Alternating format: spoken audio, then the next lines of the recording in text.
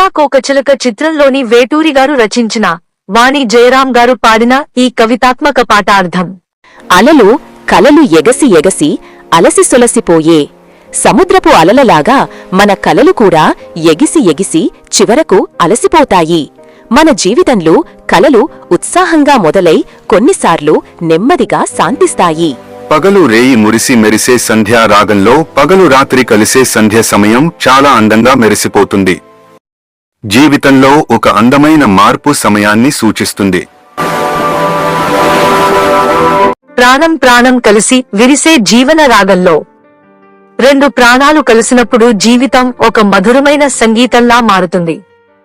ప్రేమతో జీవితం మరింత ఆనందంగా మారుతుంది. నీ చిరునవ్వుల సిరిమవ్వల సవ్వడి వింటే, నీ చిరునవ్వు, నీ అడుగుల సిరిమవ్వల శబ్దం వింటే హృదయం ఆనందంతో నిండిపోతుంది. ప్రియమైన వ్యక్తి చిన్న నవ్వు కూడా ఎంతో సంతోషాన్ని ఇస్తుంది. ఆ సందడి విని దండము కిటికీలు తెరచుకుంటే, ఆ ఆనందం విన్నప్పుడు హృదయం కిటికీలు తెరచుకున్నట్టుగా విప్పుతుంది. మనసు ఉల్లాసంగా ఆనందంతో తెరుచుకుని నాట్యమాడినట్టు అనిపిస్తుంది. నీ పిలుపు అనే కులుకులకే కలికి వెన్నెల చిలికే.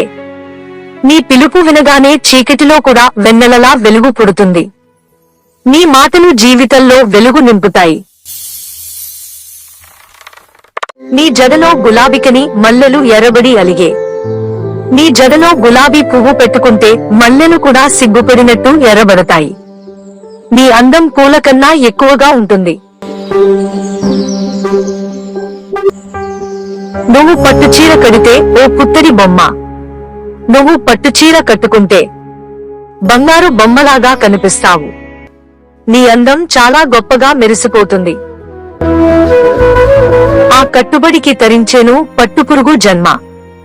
నీ కోసం నేను పట్టు పురుగులా పుట్టినా సరే ఆ పట్టుచీర తయారు చేయడానికి సిద్ధమే. ప్రేమలో తనను తాను త్యాగం చేయడానికి సిద్ధమని కవి పట్టుపురుగు ఉదాహరణగా చెబుతున్నాడు. నా పుత్తడి బొమ్మ, నువ్వు నాకు బంగారు బొమ్మలాంటి చాలా అమూల్యమైన వ్యక్తి. ప్రియమైన వ్యక్తిపై ఉన్న అపారమైన ప్రేమను వ్యక్తపరుస్తుంది.